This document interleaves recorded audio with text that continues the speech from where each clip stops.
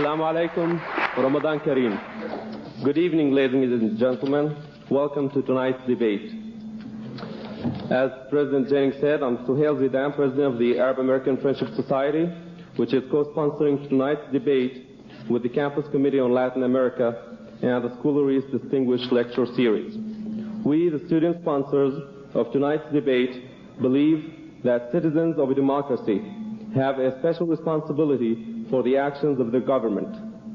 An informed public is one that is properly equipped to assume this responsibility. Though the 1980s have come to be known as the information age, we are too often misinformed about the U.S. government's actions abroad. It is our sincere wish that tonight's debate will be an important event in each of your quests for knowledge about the government's foreign policy in Latin America and the Middle East. We hope this event will encourage a rich and ongoing dialogue in your classrooms, your homes, with your friends, and at future events like this one. Our two student organizations are dedicated to creating a U.S. foreign policy that is based on the informed respect of the people of other nations. Tonight's guests are highly qualified to address the topic of U.S. foreign policy in Latin America and the Middle East. Our first speaker is Professor Noam Chomsky. He has been a professor of linguistics at Massachusetts Institute of Technology since 1955. He is the author of more than 30 books on language, linguistics, and government. His books include American Power and the New Mandarins, At War with Asia, Toward a New Cold War, The Faithful Triangle, Turning the Tide, Pirates and Emperors, and his most recent on the Iran-Contra scandal, The Culture of Terrorism. He and Edward Herman co-authored The Political Economy of Human Rights. Noam Chomsky has a bachelor's, master's, and doctoral degrees from the University of Pennsylvania, and he has several honorary degrees.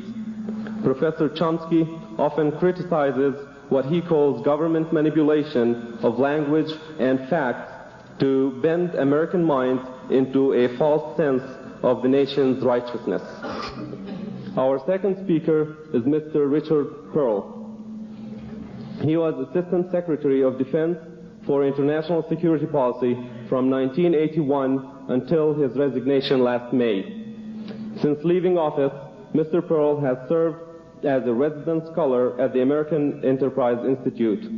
Currently, he is a contributing editor to U.S. News and World Report and is working on a novel.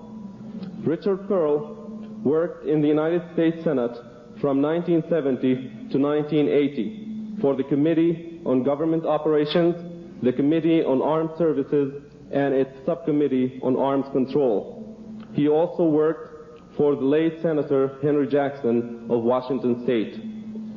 Richard Perle has a bachelor's degree from the University of Southern California and a master's degree of international studies from Princeton University.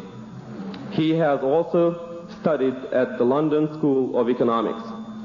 Mr. Perle was considered the chief architect of the Reagan administration's strategic arms policies.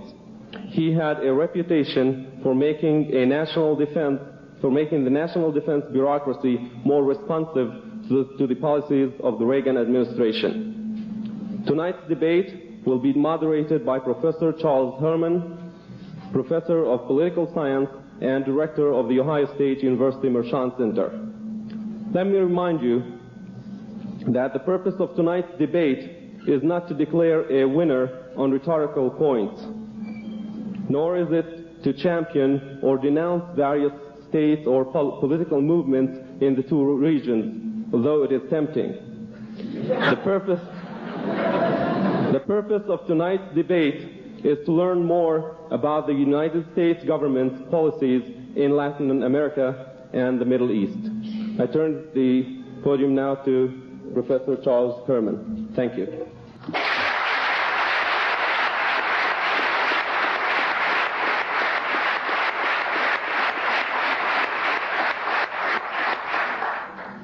Thank you, Suhail, and welcome. Let me say a word about the procedure for tonight's dialogue. We have asked each speaker to make an opening statement of approximately 10 minutes. Following their opening statements, they will return to their tables and have a brief exchange, asking each other questions about their opening comments. Following that, we will entertain written questions from the audience. If you would like to write a question, my suggestion is that you prepare it during their opening remarks, and then following those initial statements, we will have ushers passing up and down the aisles to collect statements from you. This will be your first chance to introduce questions into tonight's dialogue. Backstage, we had a coin toss to decide who would go first. And the result of that is that Dr. Noam Chomsky will be our first speaker. Dr. Chomsky.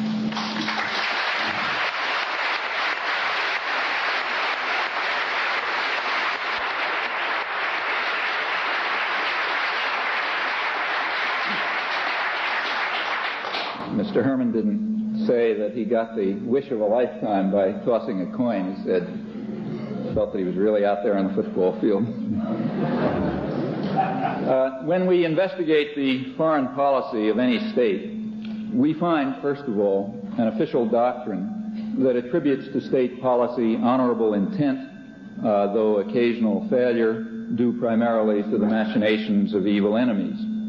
Thus, Soviet propaganda proclaims the commitment of the Soviet Union to peace, democracy, and human rights, describes the Soviet posture as defensive, and identifies U.S. imperialism as the prime source of disorder and suffering throughout the world. Official U.S. doctrine is the mirror image, and the pattern is far more pervasive, if not universal. If we investigate further, we regularly discover that official doctrine is quite inconsistent with the historical and documentary record. In our case, we are fortunate to have access to a rich documentary record for earlier years. We discover, not surprisingly, that it conforms to the pattern of evolving events and is entirely inconsistent with widely proclaimed doctrine. Now, I cannot hope to establish these conclusions in a few minutes. Rather, I'll try to sketch the main outlines of what I believe you will discover if you explore the record on your own, as I very much hope you will. I'll focus on Central America and the Middle East in the post-World War II period, but the record for earlier years and other regions is much the same. The United States emerged from World War II in a position of global power with few, if any, historical precedents, and U.S. elites were well aware of the fact. Through the 1940s, they carried out sophisticated geopolitical planning, which is on record, to fashion a global order that would be responsive to their interests. During the war, top State Department planners carried out extensive studies with the Council on Foreign Relations to develop the general outlines of global policy, later applied to particular regions. They developed the concept of what they called the Grand Area. The Grand Area was to be a region subordinated to the needs of the American economy in a framework of liberal internationalism in which it was plausibly assumed U.S. interests would dominate. The Grand Area was outlined in detail. It was to include, at a minimum, the Far East, the Western Hemisphere, and the former British Empire, including the energy reserves of the Middle East, which the State Department described as, I'm quoting, a stupendous source of strategic power and one of the greatest material prizes in world history, the richest economic prize in the world in the field of foreign investment, referring to Saudi Arabia. At a maximum, the Grand Area should become a world system under U.S. control. Now, the Grand Area had a structure. The industrial powers were to be reconstituted, but under U.S. control and in a manner acceptable to the United States, a commitment with many significant consequences. It was understood that Europe and Japan required a hinterland. State Department studies, now declassified, explain that the Third World was to fulfill its function as a source of raw materials and markets for the industrial capitalist powers and was to be exploited, as they put it, for their reconstruction. With regard to Latin America, George Kennan, who was one of the most influential of post-war planners, explained in internal discussion that a prime concern is the protection of our raw materials.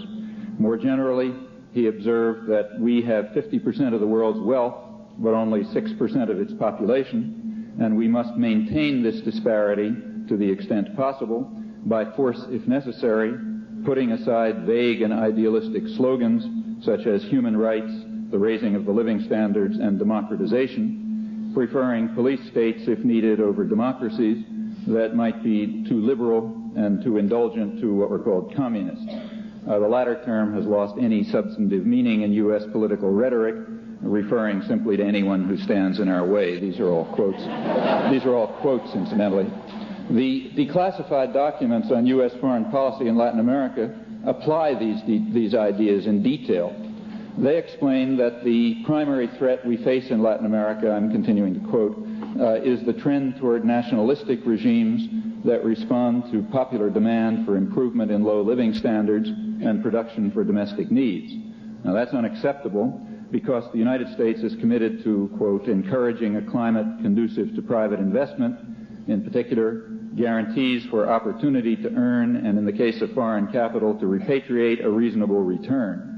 We must therefore oppose what is regularly called ultranationalism in secret documents. That means efforts to pursue domestic needs. We must foster export-oriented production in the interest of U.S. investors. Now, it is recognized that such programs have very little appeal to the Latin American public, so the conclusion is the natural one. We must therefore gain control over the military, which can in turn control domestic opposition and overthrow civilian governments if necessary. We must also act to overcome the excessive liberalism of the Latin American countries.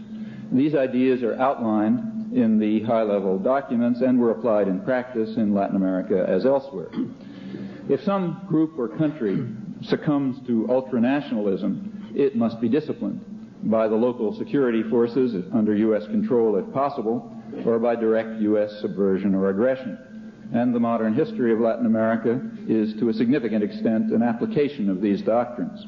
So a brief experiment in capitalist democracy in Guatemala was terminated in 1954 by a CIA coup installing a murderous terror state that has been maintained by regular U.S. intervention to block elections and to conduct regular repression and massacre. These operations reached a peak in the past decade with perhaps 100,000 people killed and innumerable others tortured, maimed, and starved, all of this enthusiastically supported by the Reagan administration. Meanwhile, Honduras was turned into a U.S. military base with increasing human rights violations, reaching several assassinations a week last year, and hundreds of thousands of peasants starving to death while the country exports snow peas and beef for U.S. markets, that being a typical consequence of the U.S.-imposed aid and development model. In El Salvador, in the late 1970s, there was a proliferation of popular organizations, largely church-based, that threatened to lay the basis for meaningful democracy and social reforms. The Archbishop pleaded with the United States government not to send aid to the junta because it would be used, he said, to destroy the people's organizations fighting to defend their fundamental human rights. The security forces backed by the United States overcame the threat of democracy and social reform by terror and slaughter, murdering the political opposition, assassinating the Archbishop, physically destroying the independent media, invading and largely destroying the university, slaughtering tens of thousands of peasants, union leaders, and others, killing priests and nuns and intellectuals or driving them out of the country, to which they still cannot return for fear of torture and assassination. When the population was considered to be sufficiently traumatized, a so-called election was held in an atmosphere of terror and despair, macabre rumor, and grisly reality, in the words of the British parliamentary human rights group that observed it. I should add that it's a staple of independent scholarship that, I quote now, while paying lip service to the encouragement of representative democracy in Latin America, the United States has a strong interest in just the reverse, apart from formal elections that are often farcical, and that the alleged U.S. concern for democracy when proper conditions have been established by repression, violence, or simply control of resources, that is only a tactical device to ensure the dominance of, quote, private capitalistic enterprise linked to the United States. I'm quoting from Gordon Connell Smith in the Major Study of the Inter-American System, published by the Royal Institute of International Affairs in London. As the leading U.S. academic scholar on human rights in Latin America has put it, the goal of the military authoritarian regimes sponsored by the United States has been to destroy permanently a perceived threat to the existing structure of socioeconomic privilege by eliminating the political participation of the numerical majority, principally the working or popular classes. That's what we call democracy. In the case of Nicaragua, as George Shultz frankly explained, the concern was that Sandinista success might embolden others to seek radical solutions to their problems unacceptable to the United States. Therefore, the United States followed what in fact is quite a traditional pattern, attempting to force Nicaragua into the Soviet orbit by military attack, pressures on allies and international lending institutions to refuse military and other aid, economic warfare that had had a lethal effect in a desperately poor country, ideological warfare here and abroad, including Nicaragua, where the U.S. in fact dominates the media in much of the country. The purpose was to abort the early successes of the Sandinista revolution in health, welfare, and development, and to ensure that the virus of independent development does not infect the region, to use the standard terms of, in this case, Henry Kissinger and others. There have been numerous other examples over the years. Now, policy does vary. So at the hawkish extreme, we have the Reaganites, who favor force over diplomacy and thunder that negotiations are a euphemism for capitulation if the shadow of power is not cast across the bargaining table, and that the purpose of our aid is to permit people who are fighting on our side to use more violence. That's George Shultz and Elliott Abrams, respectively. At the dovish extreme, we find Robert Pastor, who was Director of Latin American Affairs for the National Security Council under Carter. He explains that, quoting, "The United States did not want to control Nicaragua or other nations of the region, but it also did not want to allow developments to get out of control.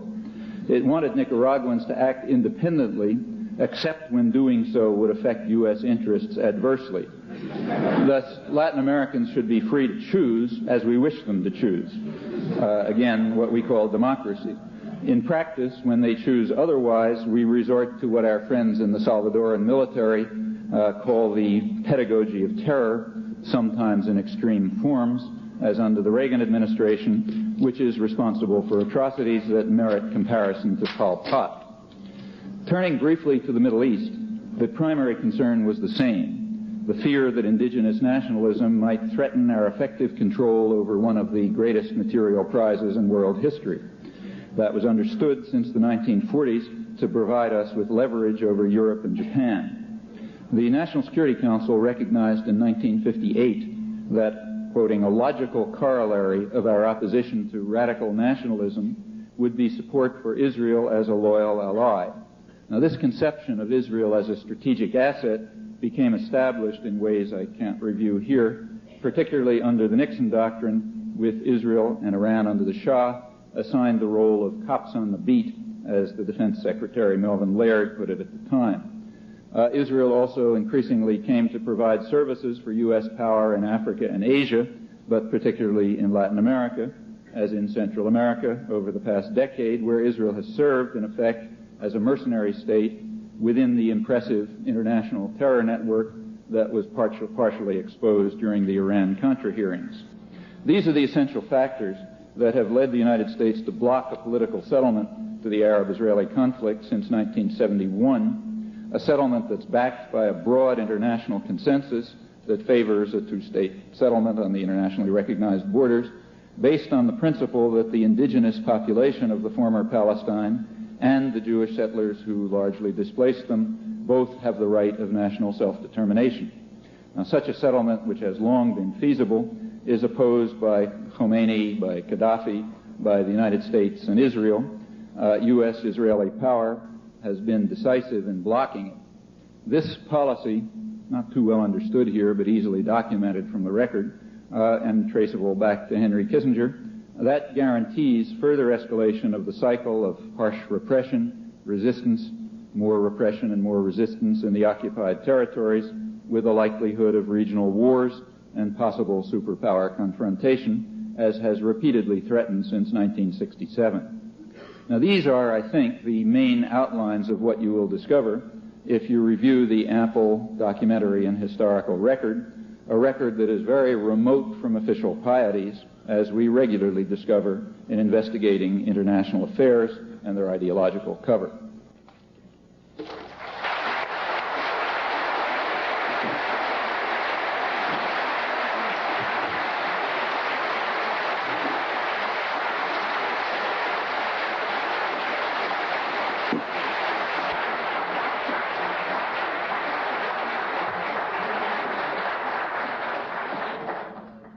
Thank you. And now our second opening statement from Mr. Richard Perle.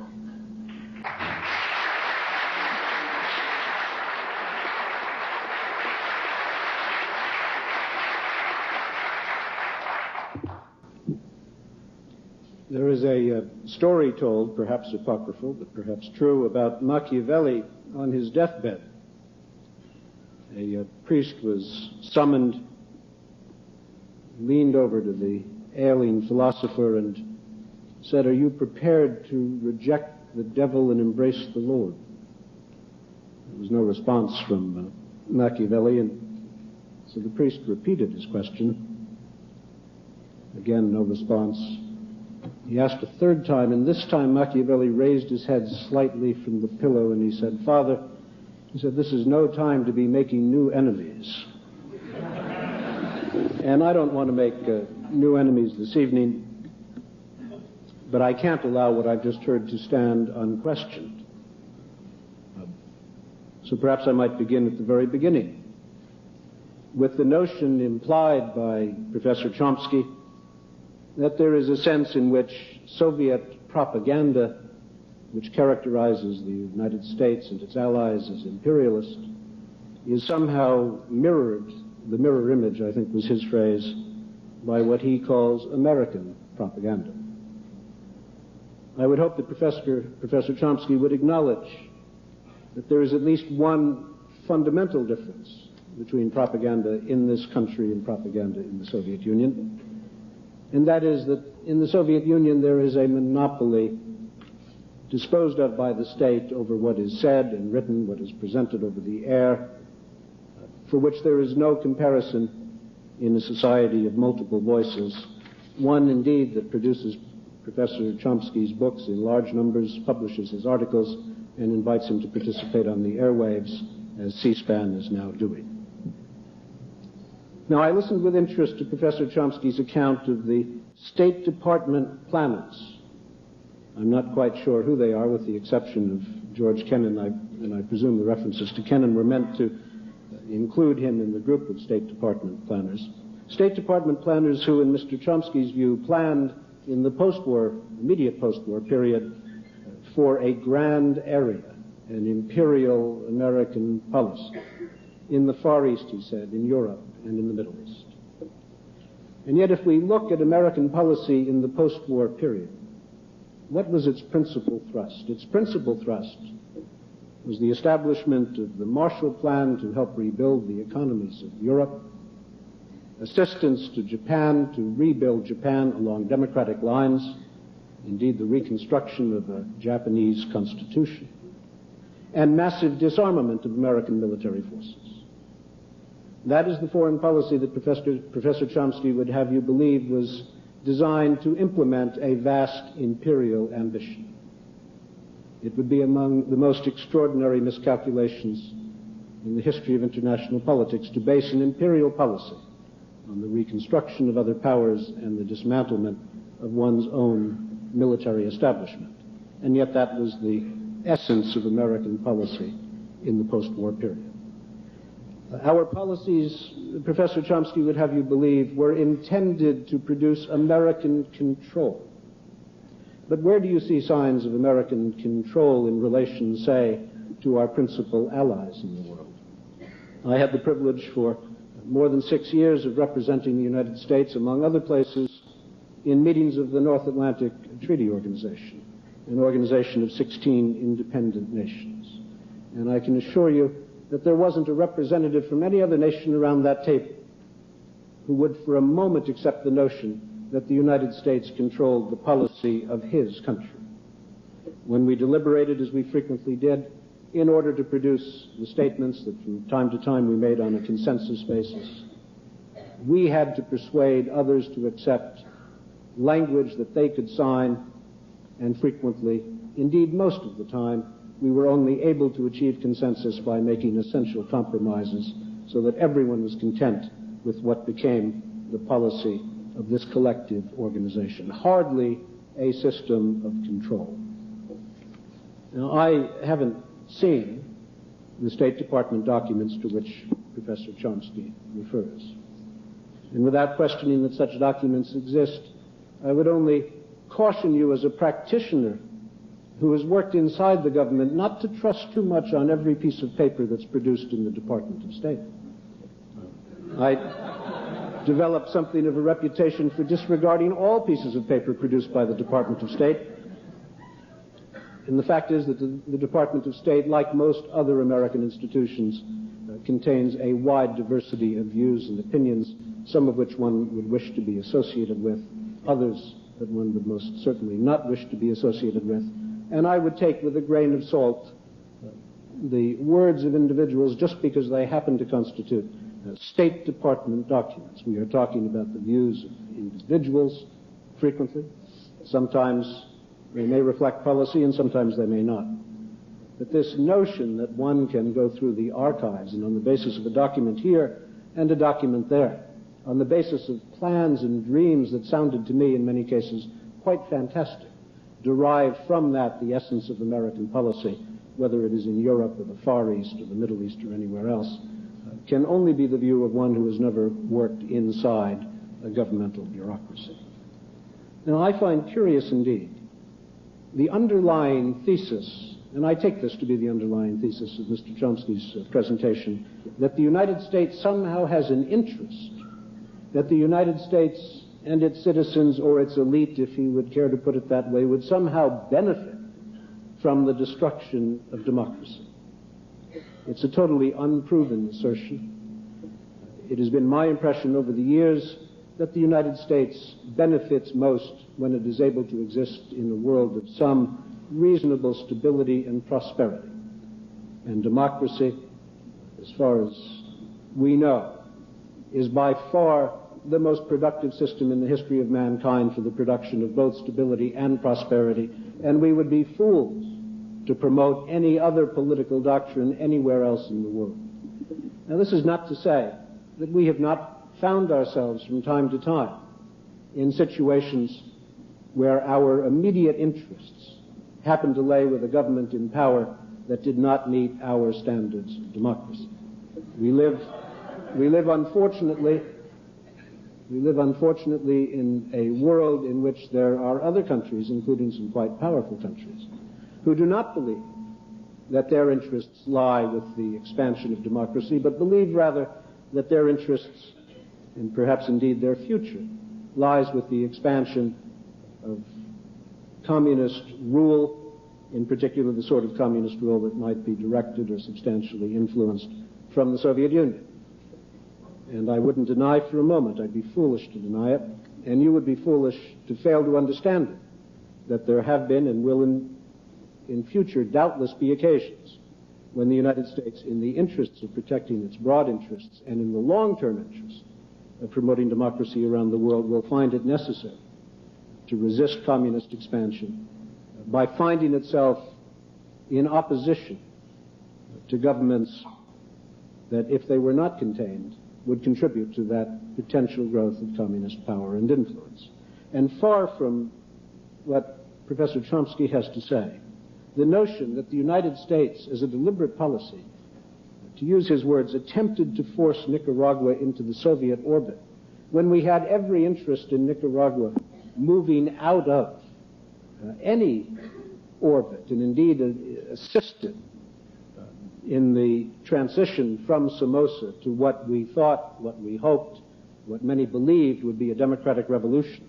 The notion that it was in our interest to force them into the arms of the Soviets is such an astounding one, I hardly know how to respond to it except to suggest that even the early history of the American relationship with the Sandinista regime makes it clear that we sought to assist that regime, we gave aid to it, and our disappointment is a disappointment that is mirrored by leaders of the Contra movement, many of whom were part of the original revolution against Somoza, who fought to install a Sandinista revolution that they believed would be a democratic revolution, and they have been bitterly disappointed as it has become increasingly clear that far from being a democratic revolution, it is a totalitarian one. Now, Professor Chomsky says, in passing almost, that the Reagan administration has been responsible for atrocities comparable to those of Pol Pot, if I understood him correctly. This is, and he will have later in this program an opportunity to elaborate. But that strikes me as an extraordinary statement. Many of you are familiar with the atrocities of the Pol Pot regime, in which hundreds of thousands of people have died, and in many cases in a particularly brutal way. The result of turbulence in a region of the world where not so many years ago Professor Chomsky was addressing audiences even larger than this one, I dare say, with a view to discouraging American involvement in that part of the world, and now we're out of it, and you see the result. You see the result in the people. You see the result in the people who take to the sea in boats that frequently sink to escape the Vietnam, whose independence Professor Chomsky thought was a desirable outcome. You see it indeed in what is going on now in Cambodia, in the Vietnamese occupation of Cambodia, which is sustained and nurtured by Soviet assistance, both monetary and military. Now, shifting for a moment to the Middle East. The United States, Professor Chomsky says, has blocked a political settlement in the Middle East since 1971.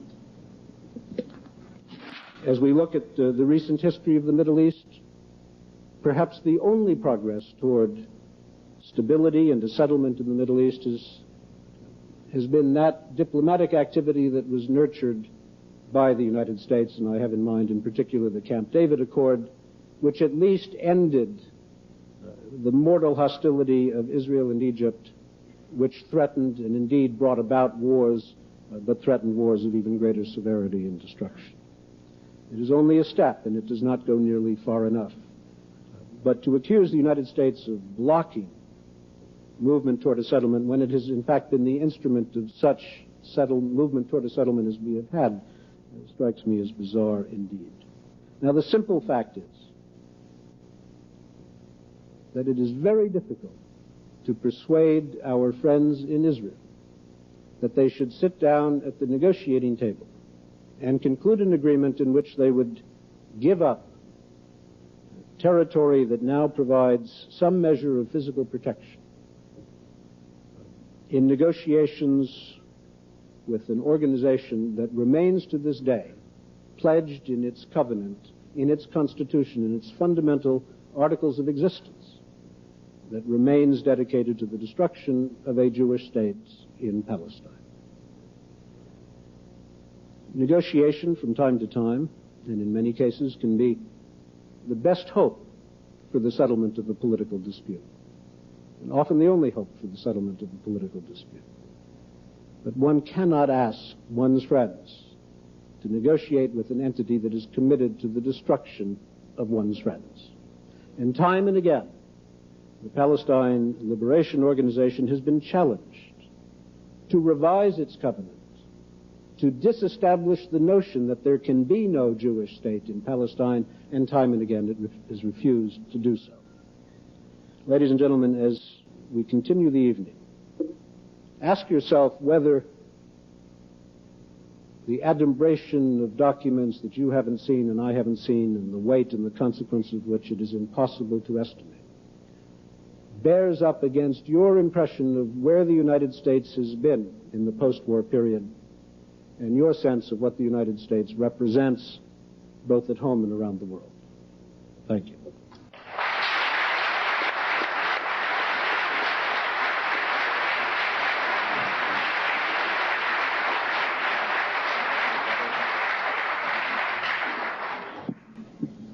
In a moment, I'm going to ask Professor Chomsky if he'd like to put a couple of questions to Mr. Perle. But before I do that, let me say that now would be an opportunity for you to jot down a question and to pass it towards the aisle closest to you. We will have several people who will be collecting these questions. Let me point out that there are people who are not in the auditorium who are following this dialogue on radio or television, and therefore they will not be able to hear were you to ask a question from the audience. So we're asking that you jot down your questions and pass them to the nearest aisle. You'll have another chance to do that a little later on, but this would be a good opportunity. Professor Chomsky, a couple of questions. Well, actually, I think let me make a comment first. When Mr. Perle said that he preferred to go second, and I said I had no objection, I assumed that we would keep to the usual format of such discussions, namely that we would each make a statement expressing our opinion. That's not exactly what happened. The format was changed. I made a statement, and you heard a rebuttal. That's a different arrangement. That being the case, I will take this occasion, if I may, to respond to the rebuttal, which in my view was not a proper way to proceed. Let me just comment a little bit on some of those remarks. First, Mr. Perle pointed out that the Soviet Union and the United States are internally very different societies. I absolutely agree, and anybody who can think their way out of a paper bag will notice that that has no relation whatsoever to my comment that in every state you look at, whether it's the Soviet Union or the United States or anyone else, you'll find official pieties, and you'll find a historical and documentary record, and they want to have anything to do with each other. With regard to the reconstruction of Europe, well, that wasn't my main topic. I'd be very much interested in talking about it if someone would like to raise questions. Let me just stress again what I said.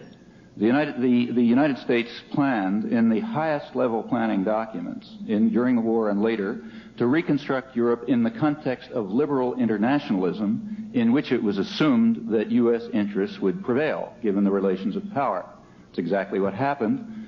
For example, U.S. investment in Europe skyrocketed. The United States was deeply concerned that if the United States did not reconstruct Japan and Europe, they would associate themselves with our enemies. Japan, it was assumed, would associate itself with China, with the Soviet Union. We had to block this, therefore we had to reconstruct them under our own control. In particular, the control over Middle East oil was always regarded explicitly as a lever to ensure, as George Kennan put it, a veto power over them. Notice that these policies of liberal internationalism in fact worked. Let me stress that the documents that I was citing, of course they're a small selection, were not random comments by this or that person. I was quoting the the most comprehensive statements of the policy planning staff of the State Department and the National Security Council. The statements I quoted are reiterated over and over again, often verbatim, consistently in the documentary record. And they, in fact, as you will discover if you look, represent the core of thinking in the 1940s and the early 1950s, when the framework of the current world order was established. As far as Europe was, Mr. Perle is correct when he says that the United States fosters stability and prosperity of a very special kind, the kind in which we can prosper. So it's the kind of stability in which, for example, Honduras exports snow peas and beef, but doesn't feed its own population. And we also foster democracy, namely the kind that we like. So, for example, in the late 1940s, the United States intervened in Japan and in Europe to conduct a reverse course, which destroyed the anti-fascist resistance, which repressed labor, which broke up unions, which broke up the independent media, which reconstructed business control, and in fact restored pretty much the old order, but now within the framework of U.S. power. And in fact, that explains the kind of democracy we want, democracy under business control linked to us.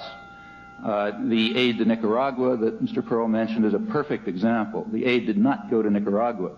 It went to the business sector in Nicaragua, to the private sector, in an effort to block the Sandinista revolution. Mr. Perle regards it as astonishing that we attempted to drive Nicaragua into the Soviet orbit. Here comes a question. I would like to ask what you think are the consequences of organizing a military force based on the National Guard with the aid of Argentine neo-Nazis to attack a country, then preventing them from getting any military aid from abroad, turning down their request to us for arms, blocking aid from international institutions, launching economic warfare, including finally a blockade.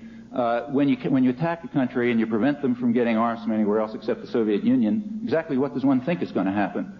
Does it take a genius to conclude that they're going to rely on the Soviet Union? When we instituted that blockade in 1985, Nicaraguan trade with the Soviet Union was in fact 20%, with the whole East Soviet bloc, including Cuba, about the same as ours, much less than Europe and much less than the Third World. The purpose of the blockade, as the purpose of the attack, was obvious. It would have the intended consequence of forcing the reliance that we require as a retrospective justification for attacking them for quite different reasons.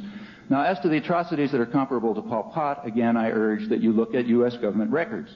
So, for example, the CIA has a demographic study of the Pol Pot regime in which they conclude, they much underestimate in my view, but they conclude that 50 to 100,000 people were killed. More serious estimates put it at several hundred thousand, and many hundred thousands more died from starvation, disease, etc. That's roughly comparable to what happened in Central America in the last decade in scale and in character. Read the reports of the human rights organizations, of the church, and so on, and you will find that the torture, atrocities, mutilation, and so on in Central America is exactly on the style of Pol Pot. Check it and see. As to my calling for the United States to get out of Vietnam in Indochina, let me recall the facts. Through the 1960s, I did call on the United States to terminate its aggression against South Vietnam and its invasion of all of Indochina, exactly as I call on the Soviet Union to terminate its aggression in Afghanistan. By 1970, I pointed out that the effect of U.S. policy was going to be to guarantee that North Vietnam would control all of Indochina, for the simple reason that by that time we had destroyed the indigenous forces in the other countries. It's pretty much what happened. The United States physically destroyed 3 countries. They've undergone a disaster that there's nothing in our history to compare with back to the Black Plague, and in fact you do see the effect of that. If the Russians continue in Afghanistan, you'll see similar effects for similar reasons. As to the Middle East, Mr. Perle says it's bizarre to say that the United States has blocked a diplomatic settlement since 1971. Let me repeat what I said. The United States has blocked a political settlement based on the principle that both national groups have the right to national self-determination. In fact, we even went beyond that. In February 1971, when President Sadat of Egypt offered a full peace treaty to Israel, which offered nothing to the Palestinians on the internationally recognized borders, a proposal which incidentally was virtually identical to official, though not operative, U.S. government policy, the Rogers Plan, Israel refused it, and the United States backed them in that refusal. That led directly to the 1973 war, as was obvious at the time, and constantly reported to Henry Kissinger by oil company executives, ambassadors, and so on. After the 1973 war, the United States recognized that Egypt was not a basket case. It couldn't simply be dismissed. The United States therefore accepted Sadat's long-standing offers to become a U.S. client and moved to exclude Egypt from the conflict. That's the shuttle diplomacy and ultimately Camp David. The purpose and the obvious consequences were that with the Arab deterrent removed, Israel would be free to, that's the biggest Arab military force in the Arab world, Israel would be free to integrate the occupied territories and to attack its northern neighbor, with a huge increase in U.S. aid, reaching about 50% of total aid at that point. Predicted at the time exactly what happened, now acknowledged in retrospect as what happened, as of course it must. That's the one supposed contribution of the United States towards peace. In January 1976, the the United States vetoed a Security Council resolution advanced by the Arab states and the PLO for a two-state political settlement. I won't go through the whole record, but that's continued up until today. What I said is precisely accurate. As for Israel's needing security, here again I urge you to take a look at the documentary record. One learns a lot from it, and you learn a lot from the fact that certain people don't want you to look at it. There's a very extensive documentary record of... There's a very extensive documentary record in Hebrew, if any of you have access to it, of Israeli government planning and thinking, cabinet meetings, etc., from 1967 through 1973. I've gone through it in detail. That's the period in which the rejectionist policy was established, peace was rejected, and so on. If you go through it, you'll find virtually no reference to security. That wasn't a concern. The reason is explained repeatedly by Israeli military leaders, General Harkabi, many others. The issue is not security. The issues that what you see discussed there are, for example, you see much more discussion of water, access to water, than you see to security.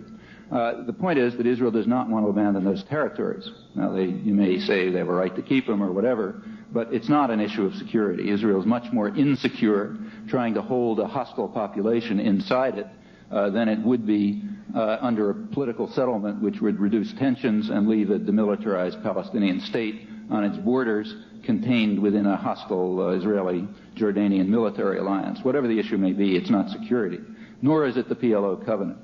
The PLO, in my view, should withdraw the covenant, but in 1977 it already announced that the covenant would have no consequences for interstate relations, any more than statements of the Zionist organization do. Israel was stated that the PLO in the covenant is dedicated to the destruction of Israel. Yes, but they've said that it doesn't affect interstate relations. However, Israel is dedicated to the destruction of Palestinian nationalism, and it implements that dedication. Furthermore, quite apart from the actions, the official documents of the Zionist movement up until today still call for that. In fact, they even call, like for example, the governing Likud party has repeatedly, again a few weeks ago, announced that its claims to Jordan remain in place. It has not abandoned its claims to Jordan. David Ben-Gurion and Chaim Weizmann, back at the time of partition, all the way back, in fact, repeatedly made it clear that there are no, as David Ben-Gurion put it, the bounds of Zionist aspirations cannot be controlled by any foreign element. They will be determined by what we do. As the 1949 war was continuing, he stated that we will not establish borders because we will determine the borders by our own actions. Professor Chomsky, let me break in at that point. Okay. And there are a couple of things I'd like to pull out of Professor Chomsky's remarks and ask you, Mr. Perle. The first one that he formed as a kind of a question is, what should we expect with regards to Nicaragua when, as we did in 1985, engage in a blockade and, in effect, engage in aggressive actions against Nicaragua? Did we not push them into looking to the Soviet Union and Eastern Europe for assistance? Well, I believe that Nicaragua was already not only looking to the Soviet Union for assistance, but receiving it, and receiving it on a sizable scale, using equipment received from the Soviet Union and from Cuba in El Salvador in order to try to produce a change of government in El Salvador. We started out, the Carter administration started out. Some of us were a little dubious about that policy, but nevertheless it started out well disposed toward the new Sandinista administration. I think that's undeniable. Its attitude toward the Sandinistas began to change when it became evident that the Sandinistas were not putting in place the sort of democratic administration that one had expected, and indeed that a number of the Contra leaders, for that reason, ultimately left the Sandinista leadership and decided, and this must have been a bitter disappointment, that they would again have to take up arms in order to attempt to realize their ambitions for the democratization of Nicaragua. And what we have in Nicaragua today is a police state. I don't think there's any question about that. I don't see any likelihood that it's going to change. But what I found most peculiar about Professor Chomsky's view, and perhaps he'd care to say more about it, is why he believes it is in the interest of the United States to drive Nicaragua into the arms of the Soviet Union, since he believes that that's what we did. As one listens to Professor Chomsky, I think one can only come to the conclusion that the United States is led and has been led for the last 40 years by people who haven't the slightest idea of how to promote their own intelligent interests.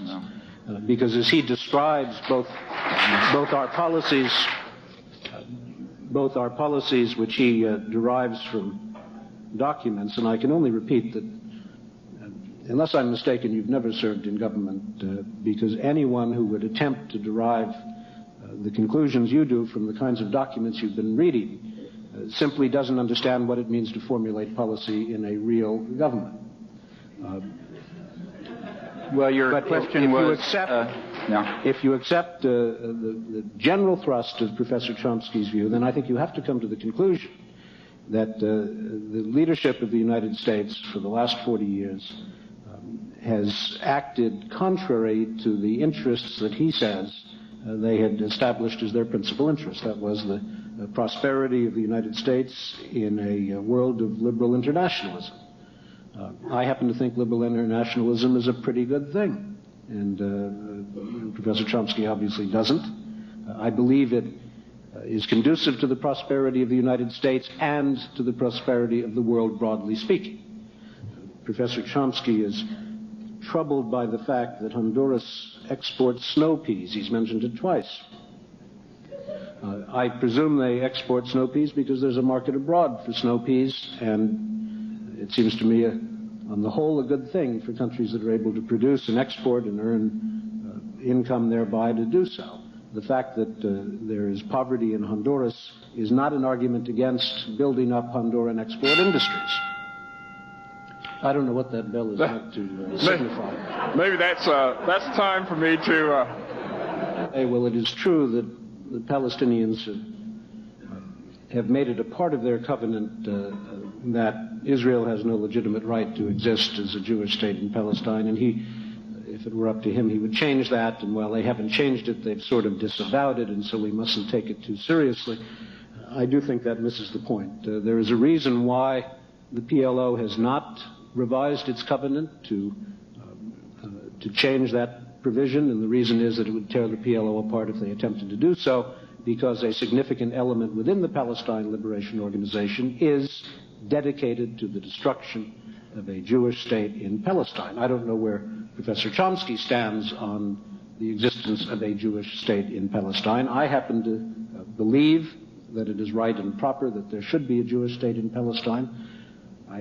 I am not, as a consequence of that, unsympathetic to the situation of the Palestinians, but a solution, when one is found, has to be one that guarantees some reasonable security for the Israelis after what the Israelis have been through. And as you look at the turbulence in the Middle East, it seems to me understandable that any Israeli government would want to move with extreme caution in concluding agreements that entail a significant sacrifice in terms of physical security, that is, by giving up territory that acts as a buffer in exchange for promises originating with an organization that remains dedicated to Israel's destruction.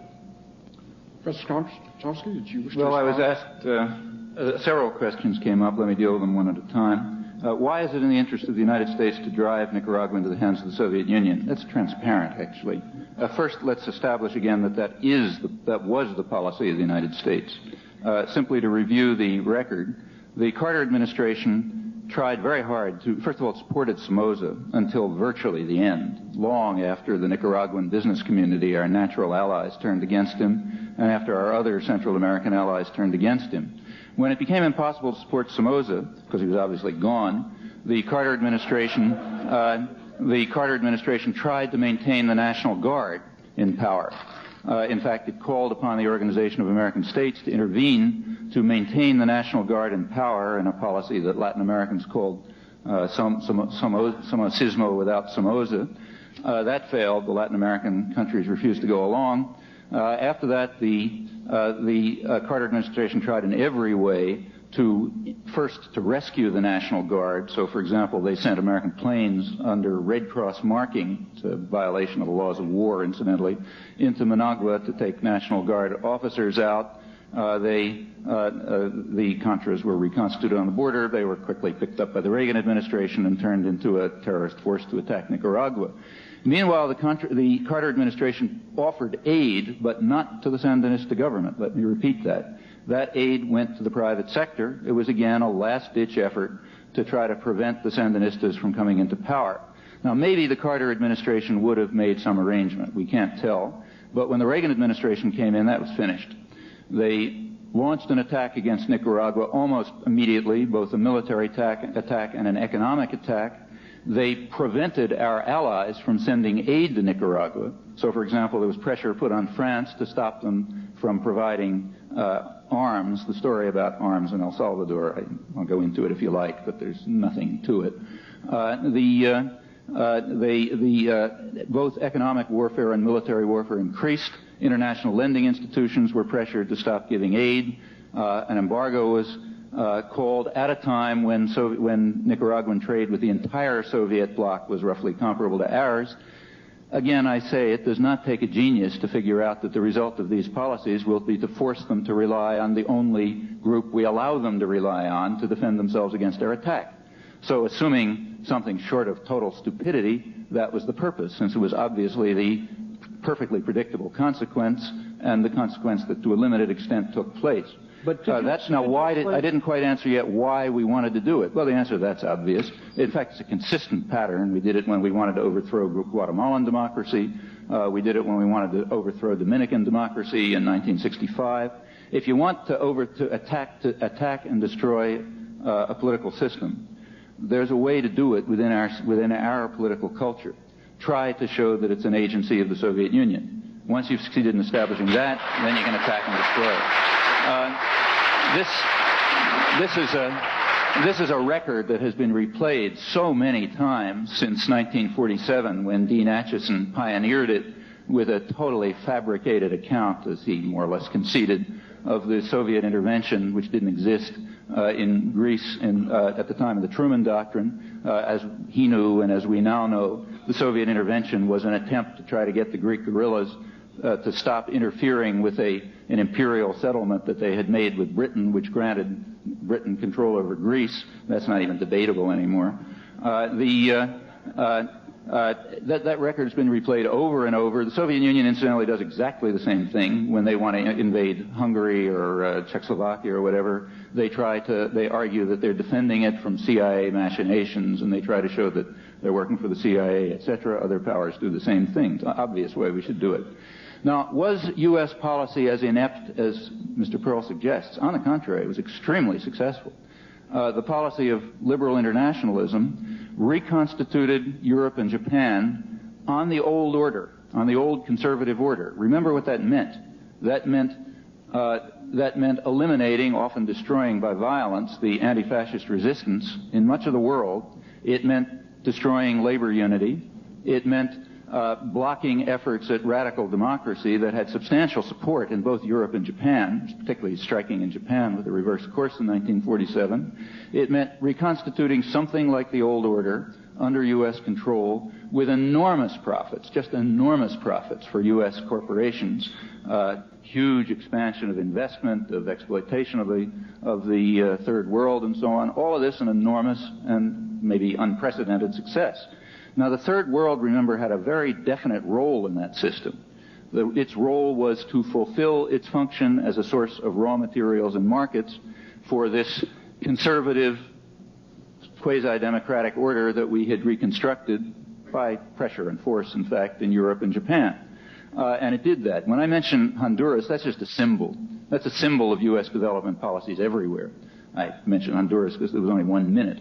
But the point is not that Honduras is exporting snow peas. The point is that Honduras is not producing food.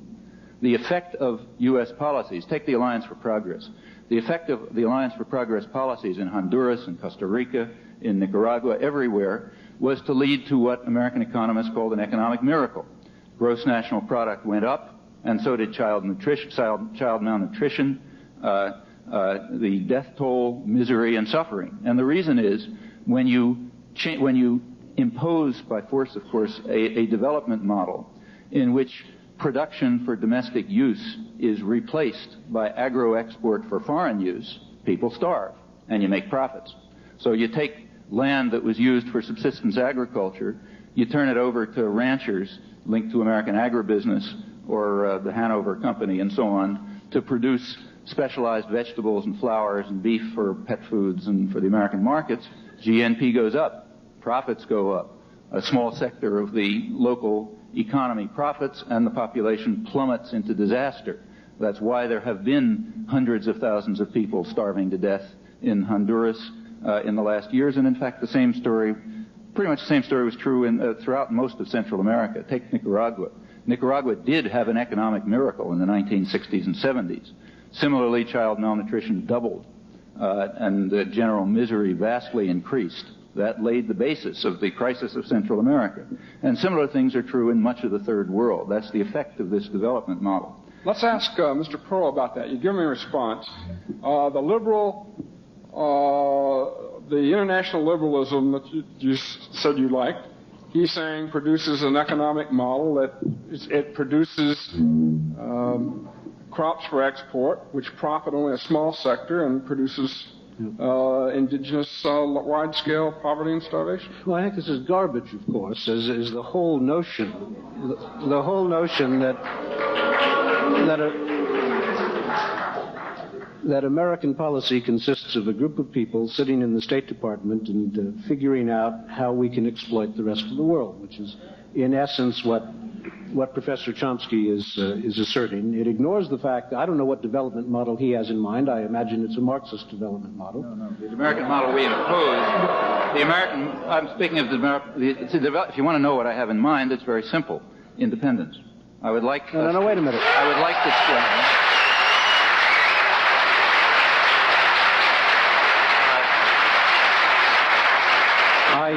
let me just say again, it's the same development model. That's not a development model. No, because I don't think... Is there any country that has followed the development model that you would recommend? I think you're missing my point.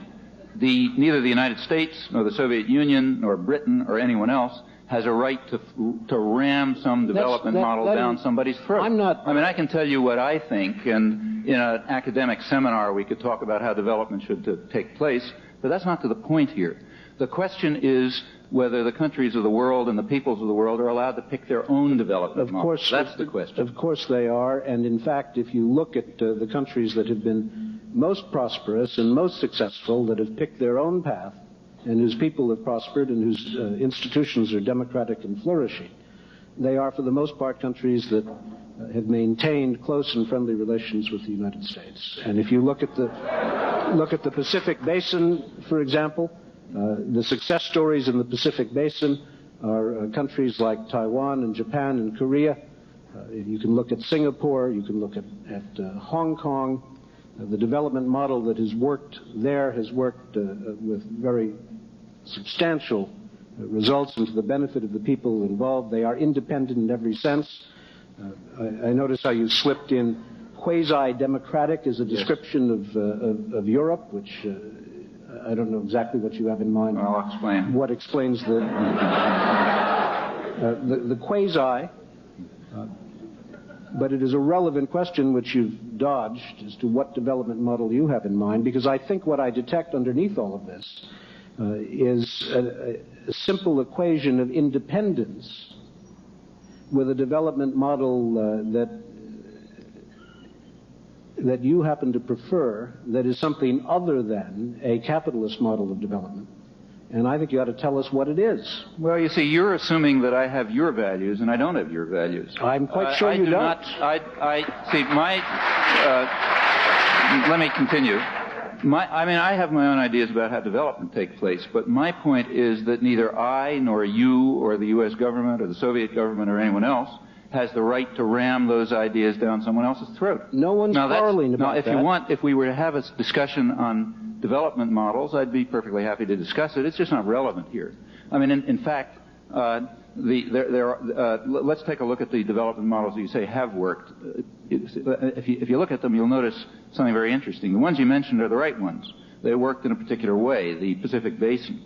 But in order to understand those development models, you have to look at the history of those regions. See, history and documents and so on really are important. You can't just spin this stuff out of your head. Now, the countries that have developed in the Pacific Basin are, in fact, the countries that are the former Japanese colonies. And there's a reason for that. Japanese colonialism was very brutal, but it was quite different from European colonialism. You look back at the record, you'll find it operated in a different way. Japanese colonialism, while extremely brutal, actually carried out development. And in fact, if you look at the history of these countries since the period of Japanese colonization, you'll see that development took place, industrial development, in fact, under conditions of extraordinary brutality. It then, of course, stopped during the Second World War and post-World War period, and then took off again where it was under pretty much the same model, namely a state-controlled, directed economy, which is what they have. We call it capitalism. It has very little to do with capitalism. Well, that's a particular kind of development model. It didn't just come by free choice. I mean, in Korea, say, it came after 10 years of war. The Korean War started in 1945, remember. In 1945, when the United States intervened in South Korea, and the Soviet Union came into North Korea, what happened was that a civil war began. And in South Korea, about 100,000 people were killed before what we call the Korean War broke out, with plenty of border conflict across the borders. The Russians pulled out, incidentally. That's the basis for the Korean War. Then came the fighting, the destruction of Korea, the control over it by the conquerors. Well, that wasn't what you may say it's good or bad or whatever. It certainly wasn't free. In Taiwan, the development was carried out under, in fact, a conquering army, the Kuomintang army. And similarly, in Indonesia, let's say, the development, again, wasn't just free. I mean, in Indonesia, there was a military coup in 1965, strongly supported by the United States. 700,000 people approximately were slaughtered within 4 months, mostly landless peasants. That destroyed the only mass-based political party in the country. And then came with U.S. enthusiastic support, I should say, then came a certain kind of development model, one which opened the country up to exploitation by Canada, by Japan, by the United States, and a certain kind of development, if you like. All of these are forms of development, but they didn't come by free choice. They came by forceful imposition, just as the development in Hungary didn't come by free choice. It came by forceful imposition of a different kind, undoubtedly. The kind of, the forms of U.S. intervention are different from the forms of intervention of other countries for all sorts of reasons, but it's rammed down people's throats. It's not their choice. When moves began to take place in a way inconsistent with our officially stated goals, namely when the threat of ultranationalism began to develop, independent regimes responsive to the demands of the population for improvement in their living standards and diversification of production, we have repeatedly intervened by force to block it. We did so in Guatemala since 1954, over and over again. We did it in the Dominican Republic. We've done it in the Southern Cone. We've done it throughout, extensively in Central America and in the current period. We're doing it now in the Philippines. I mean, there's case after case after case. Now, let me separate again two issues. What's the right kind of development model? The proper topic for an academic seminar. What's the right kind of policy? The right kind of policy is one that allows people to be as free as they can to determine the course of their own affairs without foreign intervention, without violence. I'm going to turn now to some questions from you. The first one, what would you consider a viable alternative to the current Palestinian situation? Would the current occupied territory serve as an adequate sovereign state with a government independent from Jewish influence? Professor Perle, can we start with you? All right, Mr. Perle. You want to join the university? Well, I don't... I'm a lot less enthusiastic about that than I was an hour ago.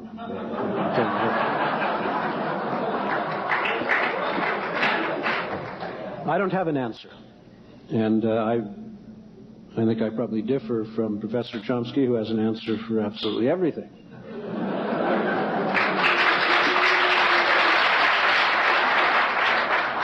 And we'll tell it to you at great length. All right. What about the Palestinian situation? I really don't have a solution, except to say that a precondition for any solution must be a recognition on the part of all parties of the legitimacy of all parties. That is, you cannot build a political agreement on the premise that a Jewish state in Palestine is illegitimate. It isn't going to happen. And if it did happen, it would not be stable or secure. So that seems to me the necessary first step. Professor Chomsky has all but acknowledged that he too thinks that the PLO ought to recognize the right of Israel to exist as an independent Jewish state in Palestine, and I hope he has more influence with them than he's likely to have with the makers of American foreign policy. What about Professor Chomsky, what would you consider a viable alternative to the current Palestinian situation? Well, there's an obvious viable alternative, and the international consensus that I described has in fact outlined it. Most of Europe, most of the aligned countries, the major Arab states, the mainstream of the PLO for well over a decade, have called for a two-state political settlement arrived at by negotiations leading to mutual recognition. PLO doesn't have to wait for my advice, which I wouldn't give them anyway, to call for mutual recognition of Israel and a new Palestine state. They've been calling for that for years. Now, if you listen to Mr. Perle carefully, you'll notice that a word was sneaked in there. That was the word recognition of their legitimacy. Now, that they will not do. And notice that there's an interesting diplomatic history with regard to the Middle East. The United States has been trying to block a settlement for a long time. After it became obvious that the PLO and the Arab states were quite willing to accept the existence of Israel, that is, to achieve a two-state settlement with recognized borders, with international guarantees, with mutual recognition, and so on. After it became obvious that this was possible, it was necessary to up the ante a notch. And what happened was, and here you take a look at recent American diplomatic history, again I urge you to look at the documents, very informative, you'll notice that the position was changed. It was not enough for them to recognize Israel. They had to recognize the legitimacy of Israel, or the right to exist of Israel. Now, right to exist is something that doesn't exist in international law. No state recognizes the right of any other state to exist. Mexico does not recognize the right of the United States. The rights of other states to exist. That's not true. We reject outright the right of the Soviet Union to exist in its present borders. That's why we have a captive nations week every year. Mexico does not, and we may be perfectly right in doing that. Mexico does not recognize the right of the United States to exist within its present borders, which happen to include a third of Mexico. In fact, in the international system, there is a notion of recognition of a state, but there is no notion of recognition of the legitimacy of a state. To call on the Palestinians to accept this new concept is to ask them to accept not only that there's a state in an area which they regard as their home, they're willing to recognize that, but to recognize the right of that state to have dispossessed them. Now, of course, they're not going to accept that, nor should they. There is no such thing in international affairs, and the effort to try to attain it is pointless and absurd. So let me now make clear that while the PLO has, with varying degrees of ambiguity, but often with great precision, I should say, called for a political settlement along the lines I mentioned, Israel and the United States have been equally clear, namely in rejecting any such political settlement. The United States and Israel reject not only do they reject the right of the Palestinians to self-determination, they reject any manifestation of that right. In fact, U.S.-Israeli rejectionism is so extreme that the United States and Israel will not even permit the Palestinians to select their own representatives for eventual negotiations. That's really extreme.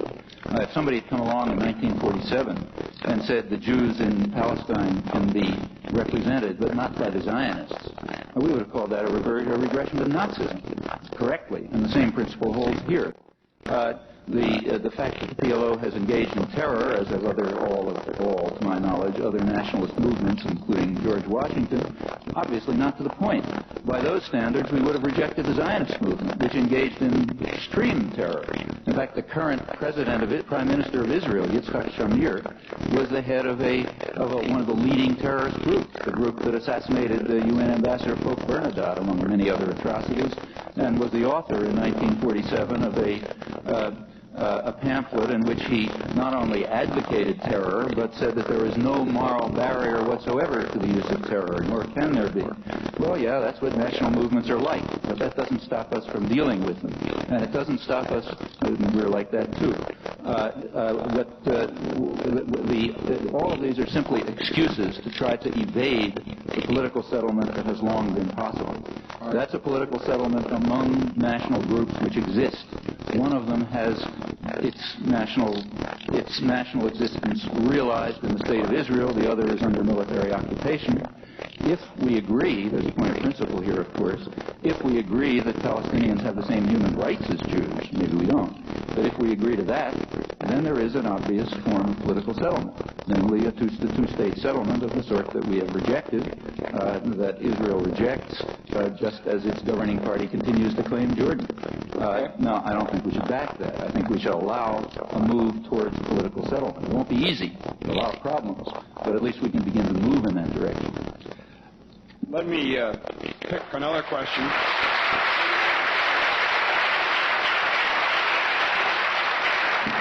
And this one, Professor Chomsky, we'll start with you. What do you think the U.S. can and should do to help stop drug trade in Latin America? Well, one thing we can do to stop drug trade is to stop cooperating with it. So, for example, that won't end it. In fact, it will come nowhere near ending it, but it'd be a good start. So, for example, take, say, General Noriega. He's been well known to be up to his neck in the drug racket since certainly the early 70s, mid-70s at the latest. And he was a very favored U.S. ally until the mid-1980s, long after that. The reason was because he was performing services for us. He was offering a base for the attack against Nicaragua and so on. He ran a totally fraudulent election in 1984. This guy who's right at the top of the Colombian drug cartel. We rewarded that by sending George Shultz down to bless the occasion as a great step forward in democracy after the fraudulent election. For reasons that are still not entirely clear, but apparently because Noriega at some point stopped following our orders, we decided to turn against him, and incidentally we've achieved the magnificent result of organizing virtually most of Latin America and even the Catholic Church in Panama in favor of Noriega, who they hate because of the form of U.S. intervention. That's a real achievement. But one thing we could have done is to avoid that form of participation in the drug racket. The same is true of the Contra story. There's very little doubt by now, I think the evidence is very convincing, that the Contra-Aid program was tied up with drugs. And it's not the first time, incidentally. You look at the history of clandestine warfare, and you find that it's very often linked to the drug racket. There's a very simple reason for that. Covert actions, clandestine actions, require untraceable money. And one of the places you go for untraceable money and for drugs and so on and so forth is to the drug racket. That's why the CIA back in the late 1940s, as part of its efforts to break up the French labor unions, reconstituted the Corsican Mafia, apparently offering as a quid pro quo the reconstitution, the rebuilding of the heroin racket. That's why one of the major centers of the drug trade shifted over to the Golden Triangle in Laos, Thailand, Burma, at the time of U.S. clandestine operations there. And that's why the Contra operations are involved in drugs. Now, this is a small part of it. That's not the whole main source of drugs is coming from elsewhere, but that's a part. So one thing we could do to try to control the drug racket is to stop supporting it. A second thing we can do, and this now becomes more serious, my own view, frankly, is that the only way the drug racket will be controlled is by legalizing it. That's a proposal that's been made repeatedly. I think we're in this has to be thought through carefully. It's not a trivial matter. But I think we're in a situation rather like that of prohibition structurally. The drugs are going to come. The drug racket is linked to powerful financial institutions. Ramon Millan Rodriguez, the accountant for the Colombian cartel, testified not long ago before Congress that he had connections with major American banks. He hardly needed his testimony to know this. I mean, this is a major capitalist institution. It's going to work. It's going to work through existing institutions. If it's illegal, it's also going to build up crime, organized crime and terror. Now, I don't think there's going to be. I really do not think there's going to be any way to control it. It's too closely interlinked with major centers of finance, capital, power, and so on. And I think the only thing we can do is to decriminalize it and try to reduce it in the manner in which the plague of alcoholism, which of course still exists, was decriminalized, thus reducing the power of the criminal elements while not eliminating alcohol. And I am pretty much convinced that that's the direction we're going to have to go if we want to overcome this plague, and it is a plague. Mr. Perle, what can the United States do to stop the drug trade in Latin America? Frankly, I'm not either expert or particularly interested in that question, so I won't say more than that I think the idea that we should legalize drugs, and we're not talking now about a little pot, we're talking about hard drugs, is on the theory that this will, that because it is so well protected by capitalist interests, if we legalize it, at least there won't be criminals involved, is an absurd notion. We may not be able to stop the flow from Latin America. We can, to some degree, reduce it, which keeps market prices high, and that may be the best we can hope to accomplish. This next question, let's start with you, Mr. Perle. You point out that American foreign policy in regards to our NATO allies and Japan was based on the idea of reconstruction and not control. But you fail to take into account the sources of new materials for this reconstruction, namely third world countries, which were directly controlled by the U.S. How then can the United States foreign policy be classified as not being one of controlling other countries when this state of affairs exists? Look, we have no particular interest, despite the fact that Professor Chomsky continues to assert it and obfuscates when pressed to explain himself, in controlling other countries. He makes it sound as though somehow we benefit from control and take such an extreme view of it that we would even, in his theory, knowingly and deliberately drive a country that might otherwise not be aligned with the Soviet Union into the arms of the Soviet Union. It is a bizarre theory of American policy. The fact is that we have no particular interest in controlling countries beyond the United States. We have an interest in protecting our security. We do not want to see, obviously, Soviet military forces in Latin America. We have an interest in working together with our allies to try to protect and maintain a stable military balance. But the notion of control, his image of the post-war reconstruction of Europe, where we are accused of eliminating the anti-fascist resistance, and the buzzwords are starting to come out as this debate continues, in order to facilitate American investment. Now, of course, you would have most Europeans accusing us of protectionism and trying to protect our own domestic markets for ourselves. The fact is that we are better off, and it's Professor Chomsky's term, with liberal internationalism, that is, with other countries free and independent and democratic, in a position to interact on a free and independent and voluntary basis with the United States. And the notion that we have anything to gain from control is not only not proven historically, it's rubbish. It's a construct that he builds in order to explain, in order to get at what ultimately is his preference for a different international economic order and a different development model. Mr. Kamala? Let me stress again that my preferences are beside the point here. The preference of mine that's relevant in this case is permitting freedom and independence and avoiding forceful intervention of great powers in the interests of their own dominant groups. Now, the question was not reconstruction, but not control. Our policy towards Europe, there's enormous documentation on this now, I should say, was reconstruction with control. So we wanted to reconstruct Europe and Japan, but in a particular fashion.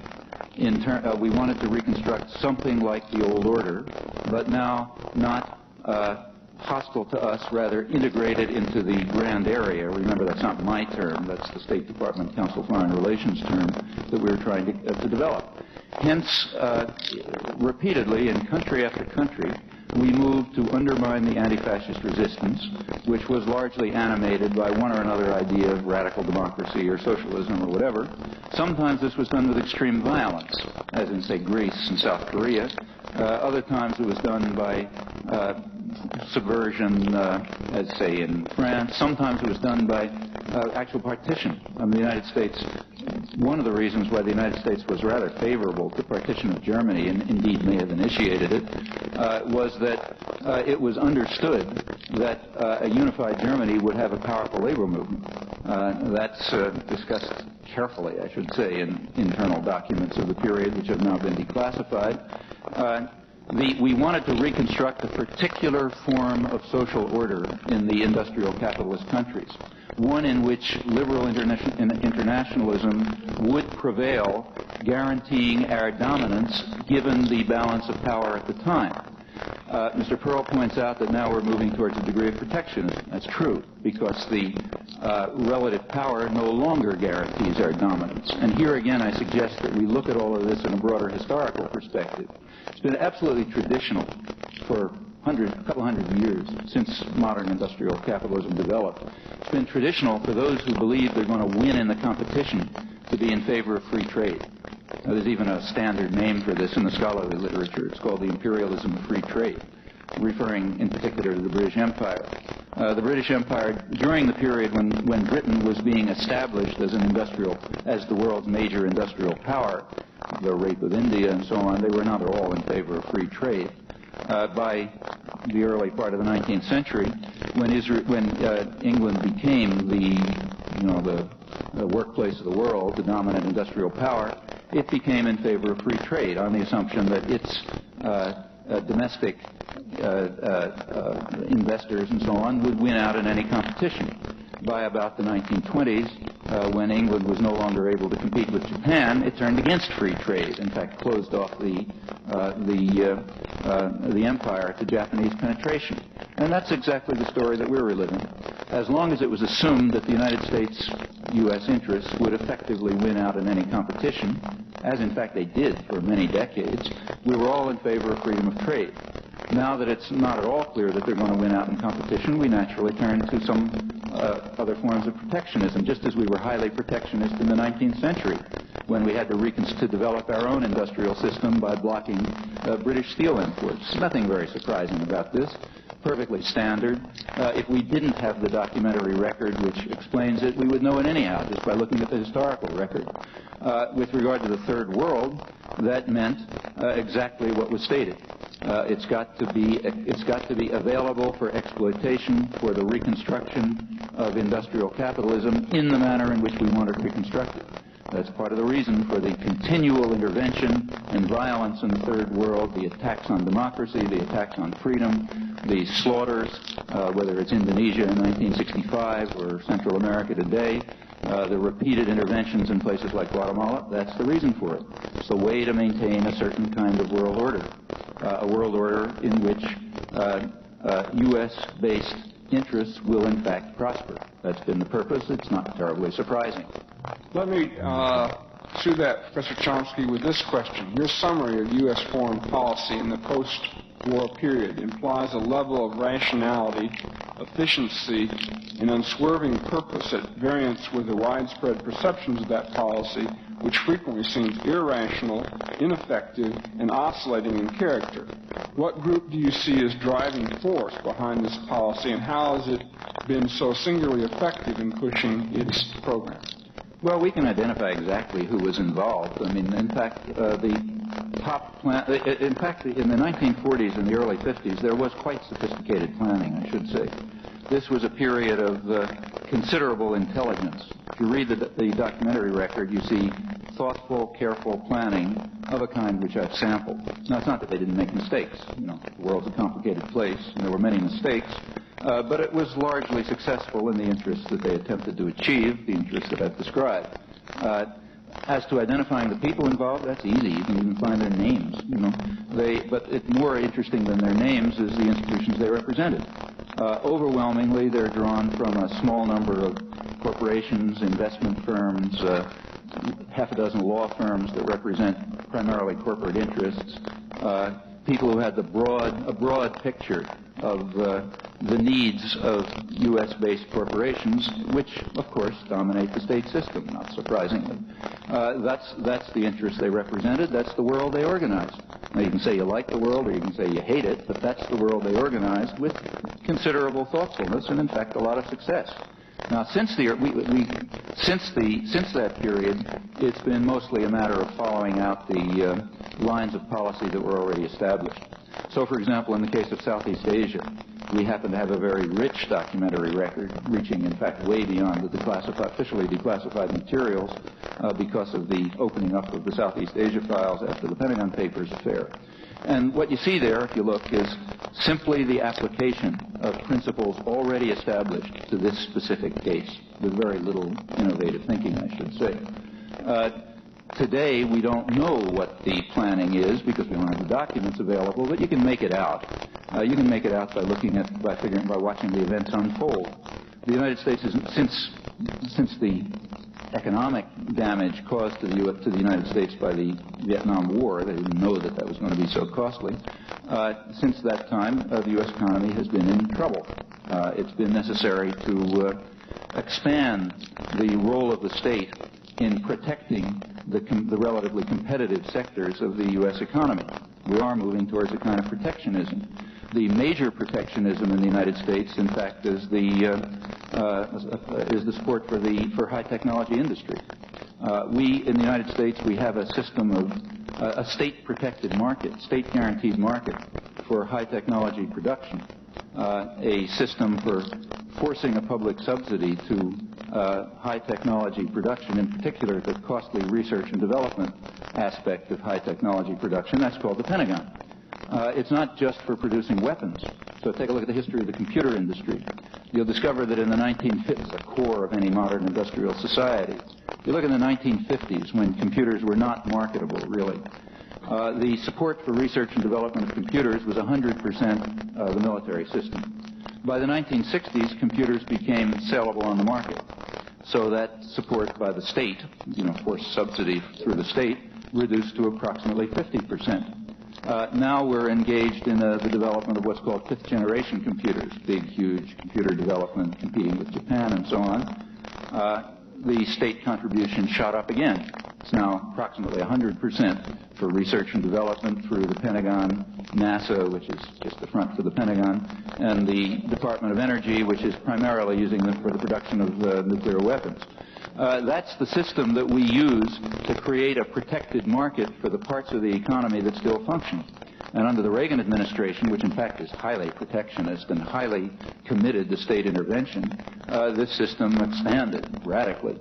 That's our system of, called military Keynesianism, of developing, protecting the parts of the economy that in fact function. It's a costly system.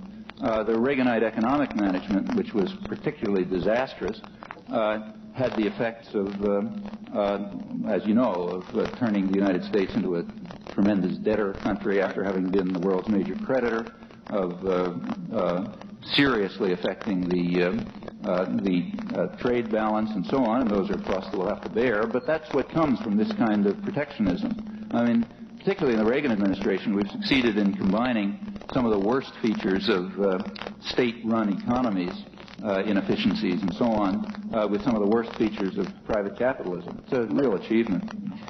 Okay. Mr. Perle, there's an economic power elite which provides the consistency in American foreign policy. Your response? Well, of course, it is a lot more complicated than Professor Chomsky thinks it is. The making of American foreign policy is subject to a great many influences other than the room full of capitalist lawyers, bankers, and corporate executives that he conjures up, who, in his view of the world, have since 1945 been manipulating American policy in order to serve their own selfish financial interests. It's a simple enough model. It's a model that is intended to appeal. He keeps referring to the documents that prove it. He keeps coming back to the Policy Planning Council of the Department of State. I've served in government for a good many years now, and I've never yet seen a Policy Planning Council document that interested anyone except the authors of the Policy Planning Council. And anyone who thinks that American policy is based on the implementation of Policy Planning Council documents has never had the experience of either seeing one of those documents or grappling with the problem of implementing American foreign policy. There is no power elite of the kind that Professor Chomsky suggests there is, manipulating the world in the interests of American capitalism. You're perfectly free to accept that model if you like, but no one who's had any association with the policy process would believe it for a minute.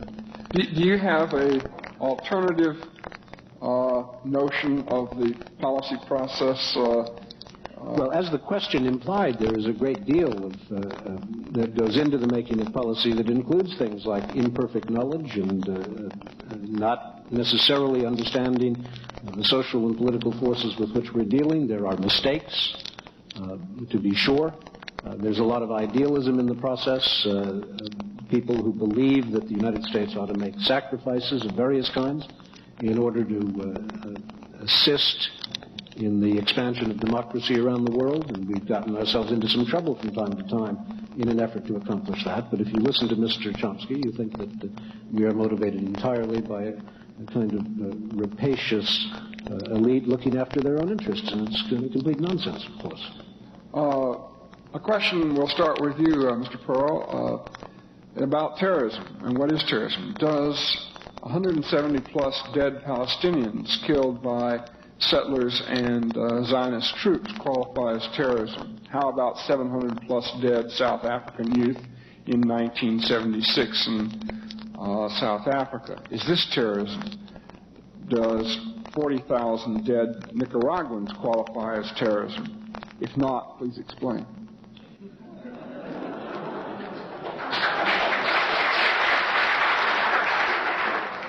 Is that applause, I take it, is for the question and not for my answer. Let me say this.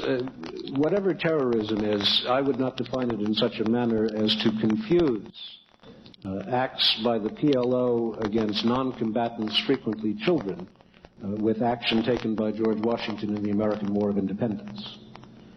Now, it does seem to me that the essence of the concept of terrorism is an attack against non-combatants. That is, an attack against people who are not involved, not directly parties to a conflict. And one of the things that I object to in the analogy suggested by Professor Chomsky is the failure to recognize that when the PLO attacks a bus full of civilians, including children, and murders them, that is not in any way to be compared with the struggle for independence. Okay. May I comment on that one? Well, I've given a definition of terrorism. You can apply it to those situations. May I? Sure. I think that here again I'll unfortunately refer to U.S. documents, which I think are quite good. The U.S. Code has an official definition of terrorism. I think it's a pretty good one. State Department and Army documents, for example, the Army Manual Countering Terrorism, have good definitions of terrorism. I think we ought to keep to it. Basically, without quoting all the words, it comes down to just what you said. The threat or use of force to coerce and intimidate civilian populations. That's terrorism. Now, that would it would include, in fact, George Washington's actions. For example, they perhaps went beyond terrorism, like the destruction of the Iroquois civilization in 1779, the rampaging of Green's armies and so on. I don't say that particularly critically. I really don't know of any national movement that didn't involve terrorism. But let's keep up until today. I agree with you that when the PLO attacks civilians, that's terrorism. Similarly, when the United States directs its proxy army, as it's called in internal documents again, when it directs its proxy army to attack soft targets, the words of General John Galvin testifying to Congress a year or two ago, to attack soft targets and not to, going on, to duke it out with the Sandinistas directly, that is to avoid defended targets and attack soft targets, that's terrorism. When Charles Redman of the State Department spokesman endorses publicly the attack of our proxy forces against agricultural collectives on the grounds that there are some people with arms defending them, that's advocacy of terrorism, just as it would be if Gaddafi endorsed the attack of the attacks by the PLO against Israeli collectives, which are far better armed than the cooperatives that we're attacking. All that's terrorism. In fact, when former CIA Director Stansfield Turner testified before Congress in 1985 on this, he simply referred to our attack against Nicaragua as terrorism, state-sponsored terrorism. That's giving us the benefit of the doubt, I should say. If you take the World Court decision seriously, it may pass beyond terrorism to the much more serious crime of aggression, unlawful use of force. But giving the U.S. the benefit of the doubt, it's large-scale terrorism. When the PLO attacks a bus and kills civilians, that's terrorism. When Israel bombs civilian targets in the Bekaa Valley, killing with hundreds of maybe 400 casualties, including children killed in a bombed-out schoolhouse, mosques destroyed, markets destroyed, and so on, that's terrorism. In fact, there's plenty of terrorism in the world. By and large, the terrorism, it's a roughly fair generalization, that the more powerful the entity involved, the more terrorism it carries out. There are exceptions, but there's no doubt that we're doing quite well in that conflict. I might point out that we're one of the few countries in the world that's officially committed to terrorism. There are other terrorist states, but I want to stress that the United States has an official commitment to terrorism. The attack against the commitment to attack soft targets, such as agricultural cooperatives, that's an official commitment to terrorism. In fact, if you take a look at the U.S. Army published manuals on low-intensity conflict, the policy we're officially committed to, you will notice that the definition of low-intensity conflict happens to be almost word for word the definition of terrorism. The use of measures short of aggression to coerce and intimidate the population. That's low-intensity conflict. Take a look at the definitions. This is it's not that we're the only terrorist state, but we're ranked rather high in the competition for major terrorist power.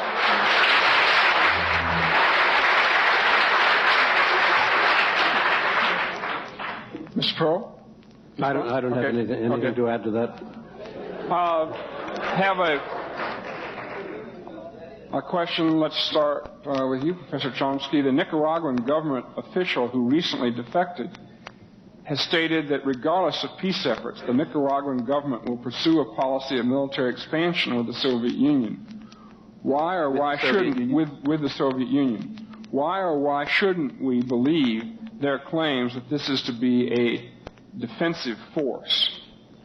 Well, he's speaking of Colonel Miranda, who did not state, read the documents that he produced, he did not state or in any way imply that Nicaragua was intending, regardless of peace, to carry out a policy of military expansion with the Soviet Union. What Miranda stated, true or false, was the following. First, in fact, the only newsworthy and, in fact, novel statement that he produced was that the United States had been vastly exaggerating the number of Cuban and Soviet advisors in Nicaragua, which is much lower than what the United States had claimed, according to him, and approximately what Nicaragua had stated. He said that if in the coming years, if the Contra war declines, Nicaragua would reduce the size of its military forces. That was what he stated. It would reduce the size of its military forces and it would provide light arms to the civilian population to defend the country against the threat which continues and is constantly raised, the threat of a possible U.S. Military invasion. That means they would try to turn the country into something roughly like Israel, a nation under arms, but of course at a much lower level of military armament. He stated that Nicaragua was the only place where the Soviet Union came into this. He stated that Nicaragua intended to obtain MiG aircraft, jet interceptors.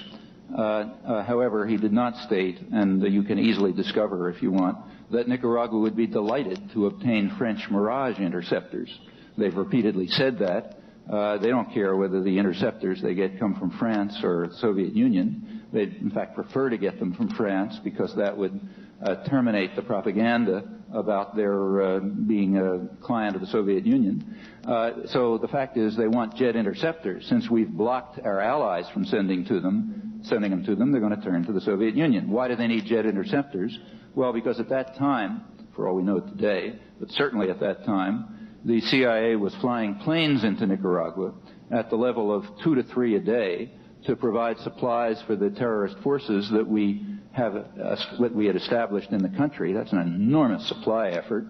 It was combined with an enormous surveillance effort to provide the Contras with information in real time, sophisticated communication equipment, to provide them with information in real time about the deployment of Sandinista forces so they could proceed to attack soft targets in accord with our directives. And it's well known that the only way that they can try to protect their territory against constant military intrusion by the United States is with jet interceptors. There's no other way to do it. Yes, they're trying to defend their territory. That's essentially the gist of the Miranda exposures. It's kind of interesting that the United States regarded that as scandalous. See, we regard it as scandalous for any country to be able to defend themselves against our attack. If any country tries to obtain planes from France or anyone else to defend itself against our attack, that's a scandal. We've got to destroy them. How can we tolerate this threat to our existence? Let me suggest a question to you. Take the way we talk about this Miranda exposure and about Nicaragua in general, and let's try the following thought experiment. Suppose that there was a debate going on in the Soviet Union about Luxembourg, in which they said, look, Luxembourg is an advanced industrial power linked to the United States, part of a hostile military alliance, Denmark even worse, planes and so on and so forth, tremendous threat to Soviet security. Obviously, we've got to organize a terrorist force to undermine them. Maybe, in fact, given the scale of the threat they pose as compared with the threat Nicaragua poses to us, maybe we would actually, nuke them or something like that. If a debate then, in fact, suppose it went on to say, well, look, if Luxembourg or Denmark obtain jet planes, well, then obviously we've got to bomb them into the sea. How can we tolerate that kind of threat? If a discussion like that were going on in the Soviet Union, how would we react, as far as I know, non-existent Soviet discussion, and see what conclusions you draw about our own political culture from that? Mr. Perle, what about, shouldn't we believe a defecting Nicaraguan official about their intentions to follow a policy of military expansion with the Soviet Union? Yes. Okay. Let me ask each of you to make a brief comment about one concluding question, and then I'll ask for final summary statements. And the final question that I would put to each of you is, pick either area that we've talked about, either Nicaragua or in Central America or the Middle East, and say in a few sentences what the United States foreign policy in that area should be now. What would you propose? Mr. Perle, may we start with you? Well, I happen to think that, broadly speaking, American policy in the Middle East has been aimed and continues to be aimed at trying to help bring about a settlement of the principal disputes that plague that part of the world. In particular, the dispute between Israel and some of its Arab neighbors and the PLO. But I think we have chosen the right basis upon which to attempt to do that, which is a change of a fundamental nature in the threat that an irredentist PLO committed to the destruction of Israel would pose. Professor Chomsky says it isn't an issue of security. It is very much an issue of security. It's all very well to sit in Columbus, Ohio, and say it's not an issue of security, but there have been a number of wars already in the Middle East, each one of which potentially threatened the survival of the Jewish population of the State of Israel, and I think the Israelis have a right to insist on security arrangements that have some hope and some promise of stability, and the United States has by and large been right in supporting those same objectives. It is more than a trivial matter when one talks about the legitimacy of one's right to exist, because as Professor Chomsky knows full well, until the legitimacy of that right to exist is acknowledged, any settlement, any political or territorial settlement, will at best be a temporary settlement in the context of the larger effort to destroy the very existence of a Jewish state in Palestine. And I think the United States is quite right not to align itself with pressures to that end. Thank you. After Professor Chomsky responds, I'm going to ask you to make the opening, concluding remark in about 5 minutes. So that should be sometime around breakfast. Okay. By my reckoning. I'll try to make it in time for a midnight snack. Briefly, Professor Chomsky. Well, let me talk about Israeli security, which I think we should be concerned about. Let me repeat that the comments on Israeli security that I was referring to were not my judgments. They were the judgments of the expressed in the cabinet meetings and other planning sessions that have been amply documented in the scholarly literature in Israel in Hebrew. For they did not see the issue of security, and rightly so.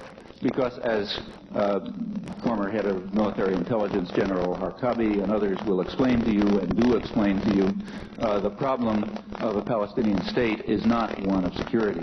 A demilitarized Palestinian state, which is what it will be, contained in a hostile Jordanian-Israeli military alliance, will undoubtedly improve the security of Israel. But that's not the whole point. See, in my view, here we probably do differ. It's not just the security of Israel that's at stake. Peace in that region will improve the security of Israel. I think that's pretty likely. And steps towards peace would be a step towards Israeli security. But that's not the only issue. There happen to be Palestinians there. There's an indigenous population. And their security counts every bit as much as the security of the Jewish population.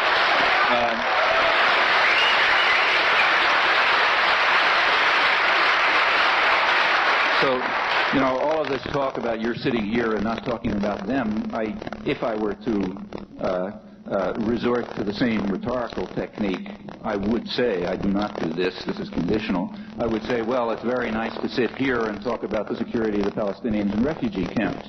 That's not the point. We should be concerned with the security of the Israelis and of the Palestinians, and I think there's an obvious way to maximize, not of course guarantee, that security. With regard to the question of legitimacy, if the failure to recognize the legitimacy of Israel, this new concept in international affairs, if that excludes the PLO, then plainly Israel's excluded from the negotiations as well, because it not only refuses to accept the legitimacy of Palestinian nationalism, it even refuses the lower demand, much lower one, of accepting the request of the PLO for negotiations leading to mutual recognition. In fact, it refuses even to allow the Palestinians to accept to choose their own representatives for eventual negotiations. And it is not only putting these forth as statements, it is acting to implement them.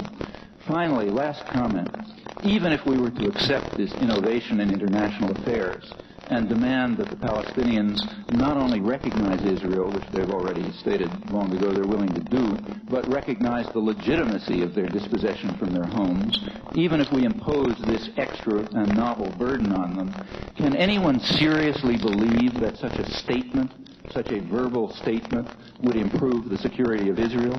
That's living in a dream world. Security is not based on verbal statements made by some leader under duress. Security is based on arrangements that are created among states and other groups, not on some empty verbiage. Even if they were to produce this statement, it would not contribute one iota to the security of Israel. fact that's obvious, and it tells us exactly what the point of those demands is. The point of those demands is to place further roadblocks in the way of a political settlement.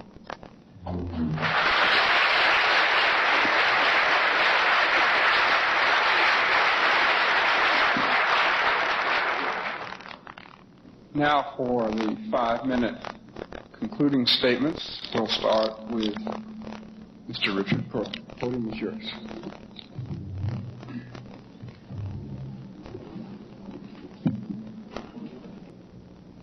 I have sat this evening and listened at, I think, probably greater length than I would have desired to a vision of a world that I have never seen in my years in government, to the vision of a world in which a small number of men foolishly, in order to enrich themselves, are prepared to inflict suffering and cruelty throughout the world. This is not a policy that I recognize. I trust that for most of you it's not a policy that you recognize.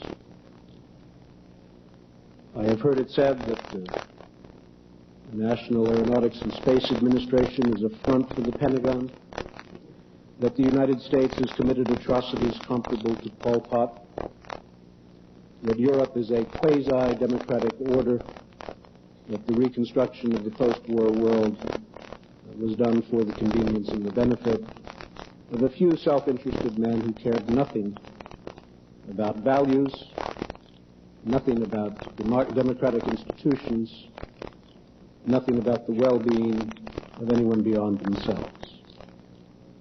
I've even heard it said that when the U.S. managed to assist in an agreement between Egypt and Israel that followed 3 wars and much destruction between those two countries, that was intended to assist Israel to retain a military occupation. It's a deeply cynical view of the world, a view said to derive from documents, but I must say to you from a profound misreading of documents. It is a view that recognizes no decency in the making of American policy or its implementation.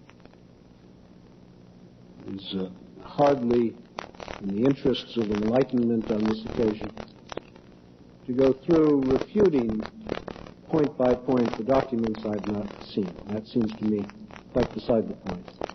You know from your own experience, you know from your own observations what the people of this country represent, and by and large, although mistakes get made from time to time, and in any human organization mistakes will be made, I think you know and understand what the American people represent and what their elected leaders represent.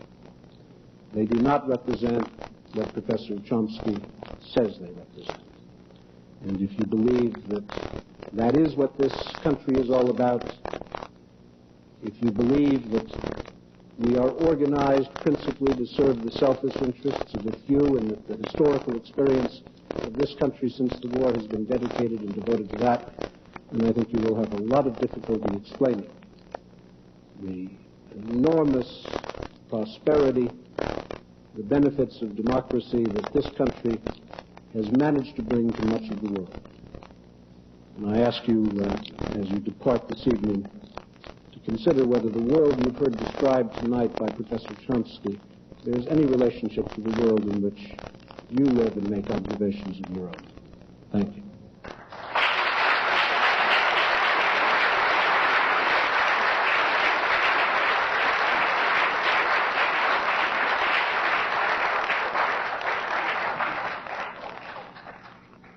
And now for the 5-minute concluding statement from Professor Noam Chomsky.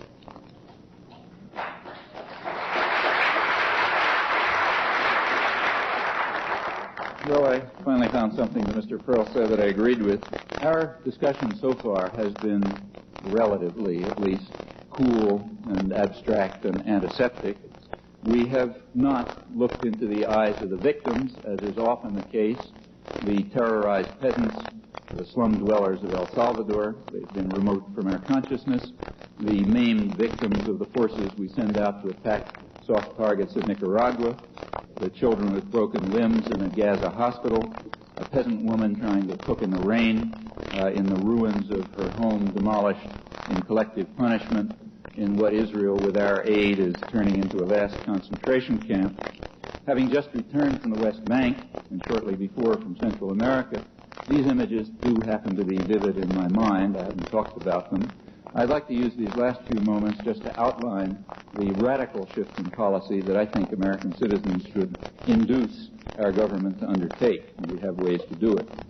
With regard to Nicaragua, I think we should follow the advice of the leading democratic figure in Central America, Jose Figueres, who was the founder of Costa Rican democracy.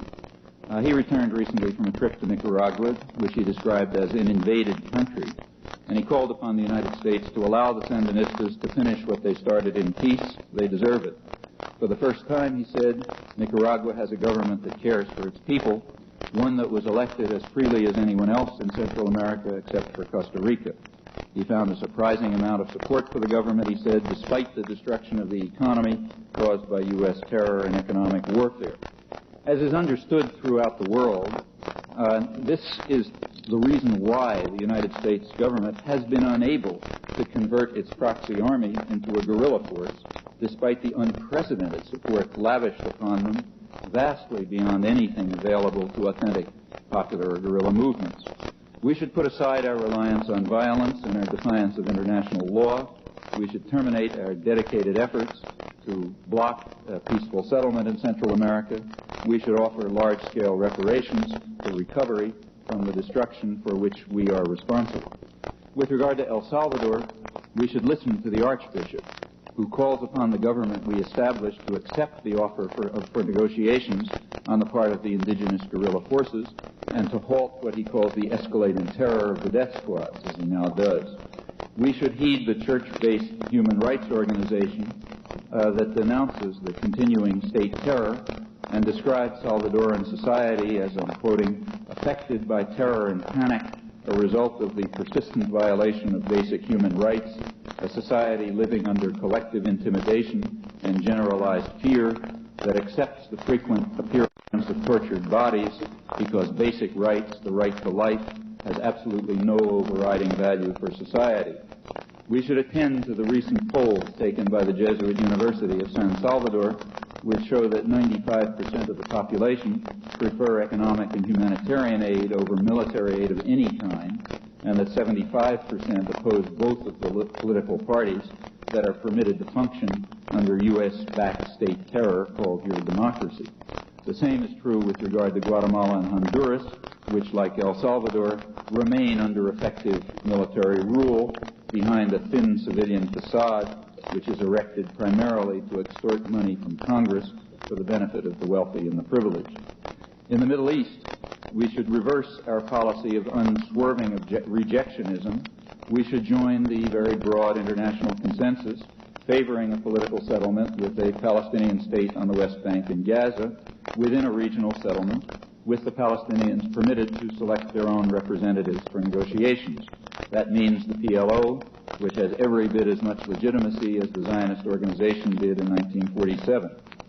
More generally, we should have the courage and the honesty to face some truths about ourselves and what we do in the world, even if those are unpleasant truths.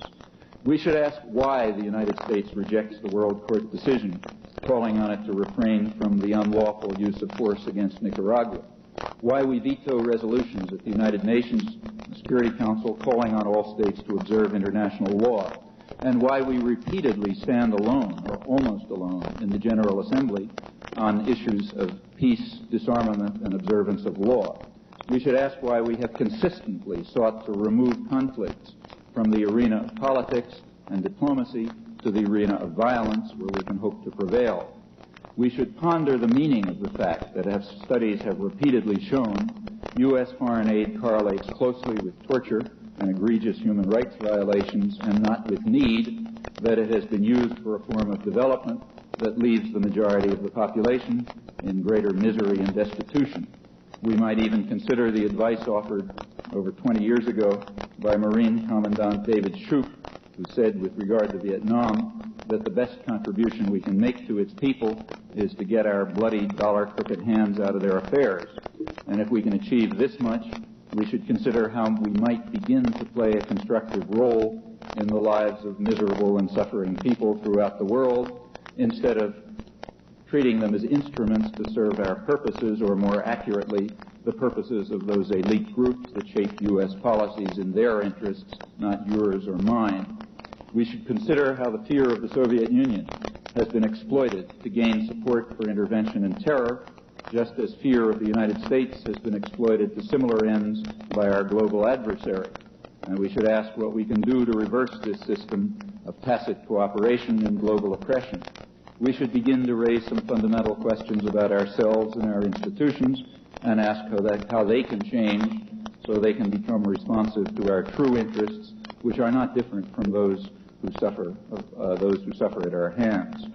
By world standards, we happen to be very free of state and other coercion, and that means that we have means available to learn about ourselves and to act to reverse a course that has brought us shame and has plunged many others into misery. We cannot appeal to fear of repression if we fail to undertake such efforts, but only to selfishness and cowardice. More than any other power, we have the resources to contribute to freedom, human rights, and social and economic development, just as we have the power to destroy and oppress, which is just what the United States government will continue to do if its citizens choose the easy path of obedience and apathy. Ample opportunities are open to us. Our willingness to make use of them will determine the fate of many millions of suffering people in the world, ultimately our own as well.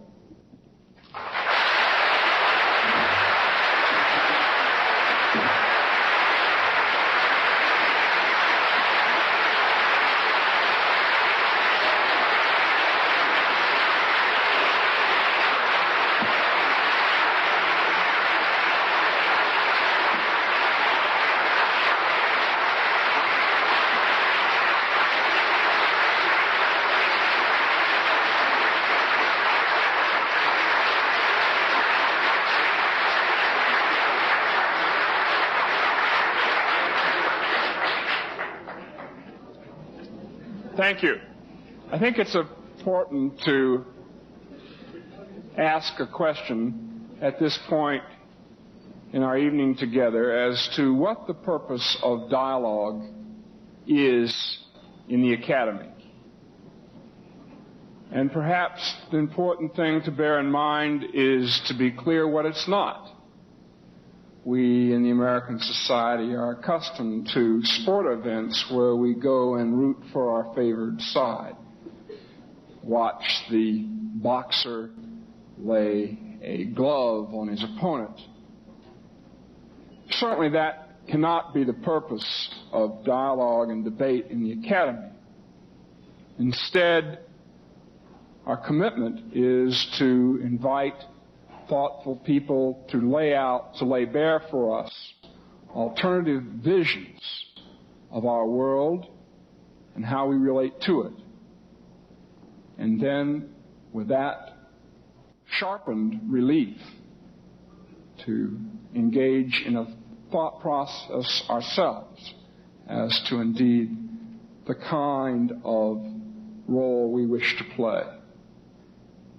I think it's noteworthy to observe that both of our speakers urged us tonight to observe the world, to go out and find out for ourselves how it is, and to check what we see with our own preliminary judgments.